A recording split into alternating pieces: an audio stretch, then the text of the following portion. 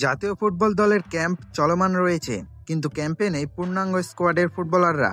মাত্র 14 জন ফুটবলার নিয়ে চলছে ক্যাম্প এবং প্রস্তুতি ম্যাচ। ক্যাম্পের অধিকাংশ ফুটবলার বসুন্ধরা কিংসের, কিন্তু কিংস কর্তৃপক্ষ ফুটবলারদের ছাড়তে অস্বীকৃতি জানায় এবং এর কারণ পরিষ্কার করেছে কিংস সভাপতি ইমরুল হাসান।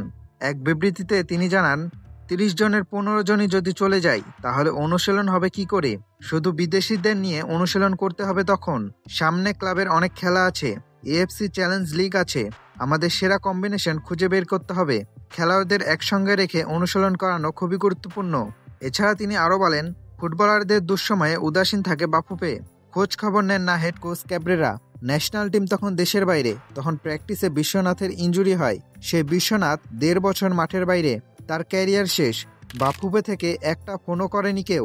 আর কেউ ফোন না দিক, কোচ ম্যানেজার তো দিবে, তারাও ফোন দেয়নি। কোচ খবরও নেয়নি বিশ্বনাথ কেমন আছে। এমনটাই অভিযোগ করেছেন বসুন্ধরা কিংসের সভাপতি ইমরুল হাসান।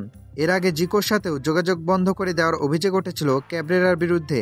এখন দেখার বিষয় বাফুফে শেষ পর্যন্ত কী সিদ্ধান্ত নেয়।